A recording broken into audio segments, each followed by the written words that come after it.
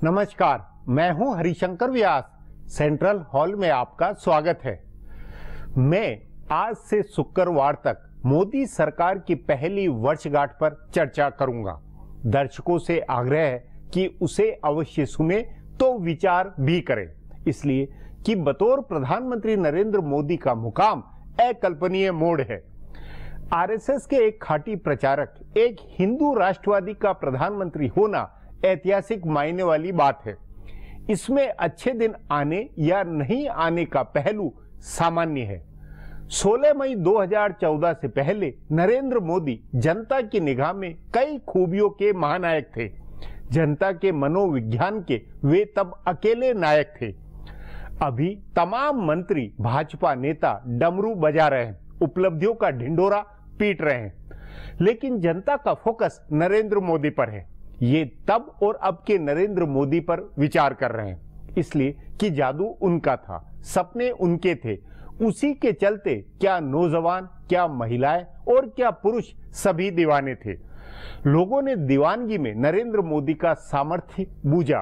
किसी ने नरेंद्र मोदी को विकास पुरुष माना, किसी ने भ्रष्टाचार विरोधी, किसी ने आतंकवाद को खत्म कराने वाला मर्द नेता, तो किसी ने हिंदू नायक का चेहरा बूझा। मतलब मोदी के चेहरे, उनकी बातों, उनकी भाव भंगिमा के लोग दीवाने थे। सिर्फ और सिर्फ नरेंद्र मोदी से मतलब था, उनको वोट था। तभी इन दीवानों की कसौटी पर नरेंद्र मोदी के काम का लेखा जोखा मतलब वाला है। आज इस पर चर्चा है, मगर उससे पहले गपशप और खास सुर्खियां। शुरुआत सियासी गपशप से करते हैं।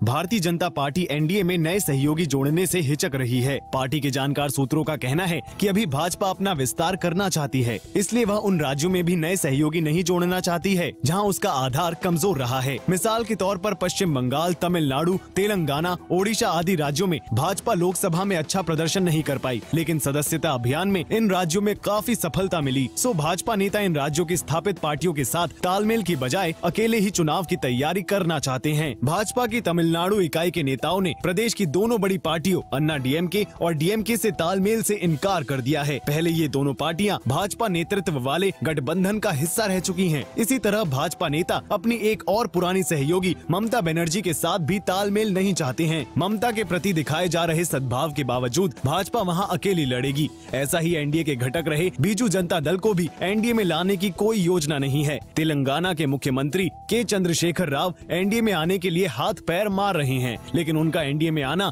संभव नहीं हो पा रहा है। राज्यों में भी भाजपा उन्हीं पार्टियों से तालमेल करना चाहती है जो उसका नेतृत्व मानेंगे, यानी वह बी टीम नहीं बनना चाहती है। भारतीय जनता पार्टी भले अपने कमजोर आधार वाले राज्यों में नई पार्टियों से तालमेल नहीं कर रही है और नए सहयोगी एनडीए में नहीं ला रही है, लेकिन बिहार में भाजपा की रणनीति कुछ अलग है। वह पूर्व मुख्यमंत्री जीतन राम मांझी की पार्टी को एनडीए में शामिल कर सकती है। मांझी और उनकी पार्टी के नेता इसके लिए बहुत बेचैन हैं। कई बार खुद मांझी भाजपा नेताओं से बात कर चुके हैं और उनके कुछ करीबी सहयोगियों ने बिहार में भाजपा की सहयोगी पार्टियों लोक जनशक्ति पार्टी और राष्ट्रीय लोक समता पार्टी के नेताओं को भी तालमेल के लिए तैयार कर लिया है, यानी ये पार्टियां उनके एनडीए में आने का विरोध नहीं करेंगी। सो बिहार भाजपा एक नया सहयोगी जोड़ सकती है, लेकिन राष्ट्रीय जनता दल से अलग हुए पप्पू यादव की पार्टी के साथ भाजपा सीधे तालमेल के बजाय रणनीतिक साझेदारी करेगी। पप्पू यादव ने इसके संकेत भी दे दिए हैं। उन्होंने अपने उम्मीदवारों की घोषणा शुरू कर दी है। पप्पू यादव ने मधुबनी, मुंगेर और कटिहार सीट पर एक मुस्लिम और 2 यादव उम्मीदवारों का ऐलान किया है। भाजपा उनसे यही चाहती है। वे राजद के मुस्लिम यादव के मजबूत समीकरण वाले इलाके में यादव और मुस्लिम उम्मीदवार उतारेंगे ताकि उनका वोट कटे। बिहार के बाकी हिस्सों के मुकाबले वे कोशी और सीमांचल में लालू प्रसाद को ज्यादा नुकसान पहुंचाने की स्थिति में रहेंगे। भाजपा पर्दे के पीछे से इस काम में उनकी मदद करेगी। केंद्र की भाजपा सरकार और दिल्ली की आम आदमी पार्टी की सरकार आमने सामने है। पिछली सदी में 50 के दशक में इसी तरह का टकराव दिल्ली के पहले मुख्यमंत्री चौधरी ब्रह्म प्रकाश और उसी समय के गृह मंत्री गोविंद वल्लभ पंत के बीच हुआ था। उस विवाद की शुरुआत भी दिल्ली के मुख्य प्रशासक की वजह से हुई थी। उस मुख्य प्रशासक की भूमिका में अब उप राज्यपाल हैं। उस विवाद के बाद ही दिल्ली का पूर्ण राज्य का दर्जा खत्म किया गया था। सो ताज़ा विवाद के बाद ऐसा मानने वाले विशेषज्ञों की कमी नहीं है जो ये कहते हैं कि दिल्ली को केंद्र शासित प्रदेश बना दिया जाना चाहिए, यानी राज्य का जो आधा अधूरा दर्जा मिला हुआ है उसे भी खत्म कर देना चाहिए। दिल्ली का राज्य का दर्जा खत्म करने या केजरीवाल की सरकार भंग करके राष्ट्रपति शासन लगाने का विकल्प अभी केंद्र सरकार नहीं आजमाना चाहती है। सरकार भंग करने का ये मैसेज जाएगा कि भाजपा दिल्ली में हार गई, इसलिए उसने सरकार नहीं चलने दी। इससे केजरीवाल देश भर में हीरो बनेंगे, इसलिए केंद्र सरकार केजरीवाल से कानूनी लड़ाई ही लड़ेगी। केजरीवाल भी सीधे टकराव की बजाय अदालत जाएंगे। उन्होंने तय कर लिया है कि दिल्ली में उपराज्यपाल को सर्वोच्च अधिकार देने वाली केंद्र सरकार की अधिसूचना के खिलाफ विधानसभा में प्रस्ताव पास कराकर उसे अदालत में चुनौती देंगे। दूसरी ओर केंद्र सरकार ने दिल्ली पुलिस पर राज्य सरकार के रहे सहे अधिकार को भी खत्म करने का फैसला किया है। बताया जा रहा है कि केंद्र सरकार दिल्ली पुलिस को नीतिगत मसलों पर अदालतों में अपील के अधिकार देने जा रही है। इससे दिल्ली के कानून मंत्रालय से सलाह लेने की पुलिस की बाध्यता खत्म होगी। अब आज की सुर्खियां ये लीक से कुछ हटकर है और इनसे देश की दशा दिशा को बूझ सकेंगे।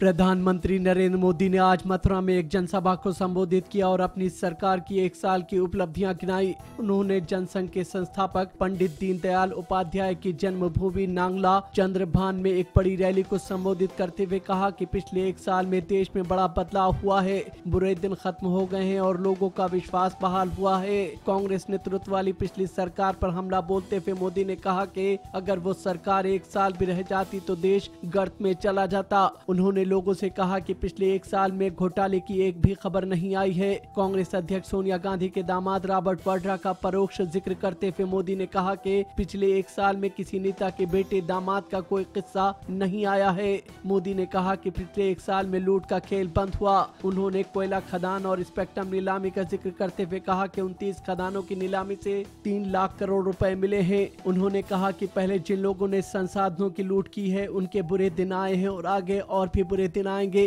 प्रधानमंत्री ने गरीबों और आम लोगों के लिए शुरू की गई जनधन योजना, राष्ट्रीय सुरक्षा मिशन, जीवन सुरक्षा बीमा योजना, बेटी पढ़ाओ बेटी बचाओ जैसी सामाजिक विकास की योजनाओं का जिक्र करते हुए कहा कि देश के बुरे दिन खत्म हो गए हैं। उन्होंने दावा किया कि 1 साल के राज में सभी बुराइयों को खत्म करने का काम हुआ है।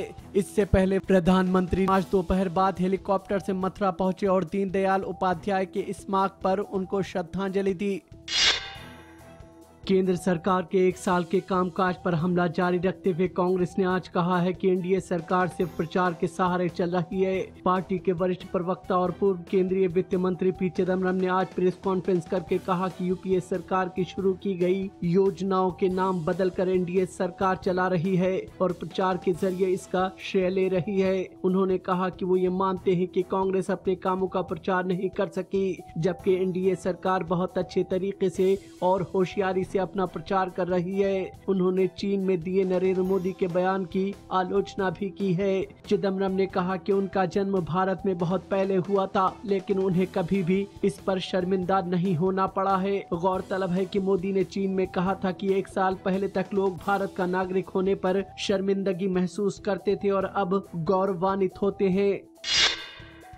तमिलनाडु की विपक्षी पार्टी डीएमके ने कहा है कि वो आय से अधिक संपत्ति के मामले में जयललिता को मिली क्लीन चिट के खिलाफ सुप्रीम कोर्ट में अपील करेगी। पार्टी प्रमुख और पूर्व मुख्यमंत्री एन करुणानिधि ने कहा कि उनको पूरा यकीन है कि उन्हें इस मामले में पार्टी बनने का अधिकार है। उन्होंने कहा कि उनकी पार्टी निश्चित रूप से सुप्रीम कोर्ट में अपील करेगी। गौरतलब है कि कर्नाटक हाई कोर्ट ने पिछले दिनों जयललिता को आय से अधिक संपत्ति के मामले में बेकसूर बताते हुए क्लीन चिट देती थी। हालांकि बेंगलुरु की निचली अदालत ने उनको और 4 अन्य लोगों को दोषी ठहराया था।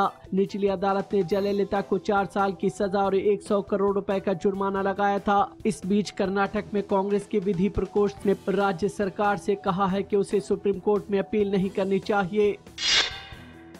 ओबीसी कोटे में 5% आरक्षण की मांग कर रहे गुर्जर आंदोलनकारी आज बातचीत के लिए जयपुर नहीं गए। उन्होंने बयाना में ही बातचीत करने की शर्त रख दी। इससे पहले आंदोलनकारियों के प्रतिनिधिमंडल को जयपुर में सरकार के साथ बातचीत करनी थी। गुर्जर आरक्षण की मांग कर रहे आंदोलनकारियों ने पीलूपुरा में दिल्ली मुंबई रेल मार्ग और सिकंदरा के नजदीक जयपुर आगरा राजमार्ग जाम कर रखा है, जिससे यातायात ठप है। पिछले 5 दिन से आंदोलन कर रहे राजस्थान गुर्जर आरक्षण संघर्ष समिति के प्रमुख किरोड़ी सिंह बैसला ने कहा है कि वो बातचीत से पीछे नहीं हट रहे हैं। वो बातचीत के लिए तैयार है, लेकिन इसके लिए वो जयपुर नहीं जाएंगे। सरकार बयाना में बातचीत करे। फिलहाल अब एक ब्रेक है, फिर खुलासा होगा।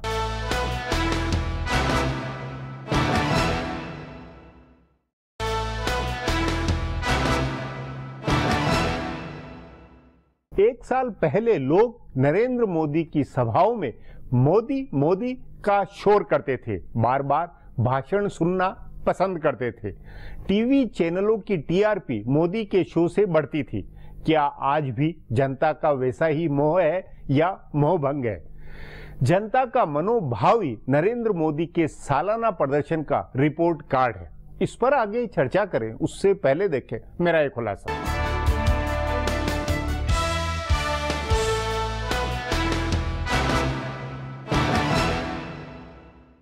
प्रधानमंत्री नरेंद्र मोदी के लिए लोगों की दीवानगी अभी खत्म नहीं हुई है। देश और दुनिया में उन्हें चाहने वाले करोड़ों लोग अब भी उनसे उम्मीद लगाए हुए हैं। तभी चीन से लेकर अमेरिका और दक्षिण कोरिया से लेकर कनाडा तक प्रधानमंत्री की सभाओं में बड़ी संख्या में प्रवासी भारतीय जुटते हैं और मोदी मोदी के नारे लगाते हैं। दिल्ली विधानसभा चुनाव के उपवाद को छोड़ दें तो भाजपा उनके नाम पर 4 राज्यों में चुनाव जीत चुकी है। फिर भी एक साल के जश्न में कुछ ऐसा है जिसकी कमी खल रही है। वह कमी नतीजों की है। तभी सरकार को अपने सारे मंत्री और सारे संसाधन झोंकने पड़े हैं लोगों को यह बताने के लिए कि सरकार ने उनके लिए क्या क्या किया है। हालांकि सरकार ने जो कुछ भी किया है वह टेलीविजन कैमरे के सामने ही किया। सारी योजनाओं का श्री गणेश भारी भरकम कार्यक्रम करके ही किया गया। इसके बावजूद प्रधानमंत्री को खुद और उनके मंत्रियों को गांव-गांव तक जाकर प्रेस कॉन्फ्रेंस करके लोगों को बताना पड़ रहा है कि उन्होंने क्या क्या किया है। तो इसका मतलब है कि नतीजे अभी लोगों तक पहुंचने शुरू नहीं हुए हैं। यही कारण है कि मोदी के प्रति दीवानगी के बावजूद मोहभंग की स्थिति बन रही है। जो उम्मीदें पहले बिना संकोच और दुविधा के थी, वो अब संशय में बदल रही हैं। उम्मीदें टूटी नहीं है, लेकिन उनके पूरा होने में कुछ संदेह होने लगा है। असल में यह समस्या बहुत अधिक उम्मीदें पैदा होने के कारण हुई है। नरेंद्र मोदी ने प्रधानमंत्री पद के दावेदार के रूप में प्रचार करते हुए अपने को हर मर्ज की दवा की तरह पेश किया था। यूपीए सरकार में जो कुछ भी बुरा होने की खबर आ रही थी, मोदी उसकी काट के तौर पर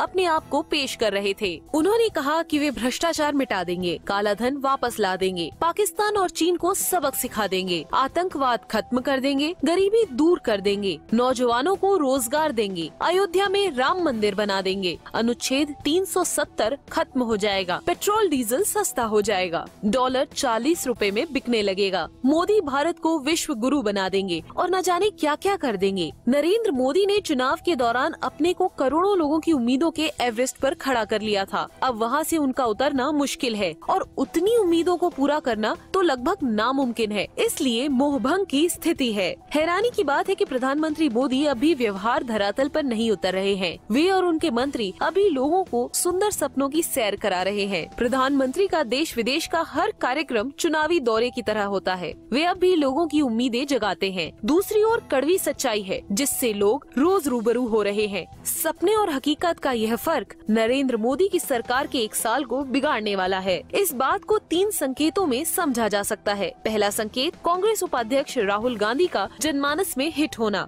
उन्होंने किसानों का मुद्दा उठाकर मोदी पर सूट बूट की सरकार चलाने का आरोप लगाया और लोगों ने उन्हें पंजाब से लेकर महाराष्ट्र और तेलंगाना तक में हाथों हाथ लिया। दूसरे, प्रधानमंत्री मोदी के सबसे प्रबल समर्थकों राम जेठमलानी, अरुण शौरी, सुब्रमण्यम स्वामी, बाबा रामदेव, मधु किश्वर जैसे लोगों ने सरकार के कामकाज पर सवाल उठाए। और तीसरे, सोशल मीडिया में मोदी की लोकप्रियता में गिरावट आई है। वहाँ उनका मजाक बनना शुरू हो गया है।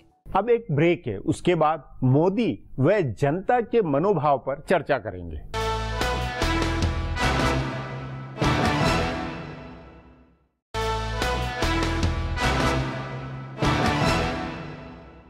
लाख टके का सवाल है कि इन दिनों जब नरेंद्र मोदी का चेहरा सामने आता है तो क्या ख्याल बनता है, लोग क्या महसूस करते हैं? इसका जवाब नरेंद्र मोदी भी बूझ रहे होंगे या बूझना चाहते होंगे। मोदी सरकार की पहली वर्षगांठ नरेंद्र मोदी की निज लोकप्रियता के सवाल से गुथी हुई है। इस पर चर्चा के लिए आज मेरे साथ वरिष्ठ पत्रकार डॉक्टर वेद प्रताप वैदिक है।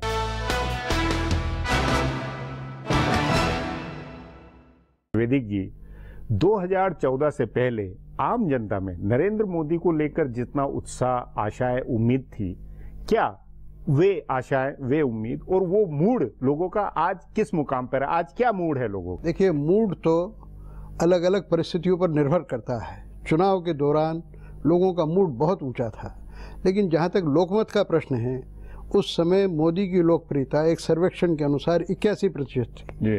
अभी वो 74% है, 75% है, यानी थोड़ी कम हुई है, यानी वास्तविकता की ओर मुड़ी है। और वास्तविकता ये है कि नरेंद्र मोदी ने कई बुनियादी नीतियां बनाने की कोशिश की है हर क्षेत्र में, लेकिन उनके परिणाम सामने आ नहीं रहे हैं। जनता को इससे कोई मतलब नहीं है कि आपने खेत कितना जोता है, बीज कितने बोए हैं, सिंचाई की है या नहीं। वो तो ये देखती है फल आ रहे हैं कि नहीं आ रहे हैं। नहीं, लेकिन जनता में अलग अलग वर्ग में अलग अलग सोच की, नौजवान कुछ और सोच रहा था, कुछ हिंदू नेता कुछ अलग सोच रहे थे, आप भी, बाबा रामदेव, तमाम अलग अलग समर्थक थे। उन सब की अलग अलग में किस कसौटी पे, किस भाव पर ज्यादा वो सफल हुए और किसमें कम हुए? देखिए, वो सफल तो हुए हैं एक प्रचार मंत्री के तौर पर। प्रधानमंत्री हैं वो, लेकिन उससे भी बड़े वो प्रचार मंत्री हैं। पहले वो राष्ट्रीय स्वयं सेवक संघ के प्रचारक थे, अब वो भारत संघ के प्रचारक हैं। भारत का प्रचार सारी दुनिया में कर दिया। कोई प्रधानमंत्री इतने देशों में नहीं गया एक साल में जितने देशों में मोदी गए। और मोदी ने विदेश नीति को जनता से सीधा जोड़ा। हजारों लोग उनकी सभाओं में आते हैं। जो भाषण वगैरह उन्होंने दिए, उसमें कुछ आपत्तिजनक बातें उनके मुंह से निकल गई, जुबान फिसल गई, लेकिन कुल मिला के भारत की अच्छी इमेज सारी दुनिया में प्रोजेक्ट की उन्होंने। लेकिन जहाँ जाता हूँ मैं, वहाँ लोग मुझसे प्रश्न करते हैं कि आप मोदी को कहते थे कि यही तारणहार है, यही सब करेगा, अब वो करता क्यों नहीं है, कुछ किया क्यों नहीं? तो मेरा निवेदन ये है कि भारत इतना बड़ा देश है और इसकी समस्याएं इतनी उलझी हुई हैं कि वो धीरे धीरे सुलझेंगी। आशा खोने का कोई कारण नहीं। मतलब ये कि आपका मानना है कि नियत के मामले में नरेंद्र मोदी और उनकी सरकार में कोई खोट नहीं है, नतीजों को लेकर अभी दिक्कत है? आपने बहुत संक्षेप में बहुत सही बात कही, और मैं ये मानता हूँ कि अभी आशा नहीं छोड़नी चाहिए। पूरी कोशिश भारत की जनता की होनी चाहिए कि मोदी का साथ दें, और मोदी जब कोई गलती करे तो खुल के साफ बोले, ताकि वो पटरी से गाड़ी उतरे नहीं। और मैं तो ये कर ही रहा हूँ, आप भी ये करते हैं। नहीं, आपके अनुसार उस समय सबसे नंबर 1 उम्मीद उनसे कौन सी थी, और उस कसौटी में वो पूरी हुई या नहीं? मतलब तो कई भ्रष्टाचार वाला मामला हो, आतंकवाद वाला मामला, 10 तरह के मुद्दे थे। मोदी जो है सबसे ज्यादा इस बात का प्रचार करते थे कि वो विकास पुरुष है। विकास पुरुष कुछ नहीं, लोगों ने सिर्फ एक बात के लिए चुना था कि वो भ्रष्टाचार से तंग आ गई। तो उस नाते कैसा रिकॉर्ड? उस नाते से सिर्फ इतना अच्छा हुआ है कि ऊपर के स्तर पर अभी तक भ्रष्टाचार का कोई मामला उफना नहीं है, लेकिन कभी भी उफन सकता है। भ्रष्टाचार के बिना तो राजनीति करना असंभव है। लेकिन निचले स्तरों पर आम जनता जिन भ्रष्टाचारियों को रोज फेस करती है, देखती है, वो आज भी हैं, उतने ही जोर से हैं, उसमें कोई कमी नहीं है।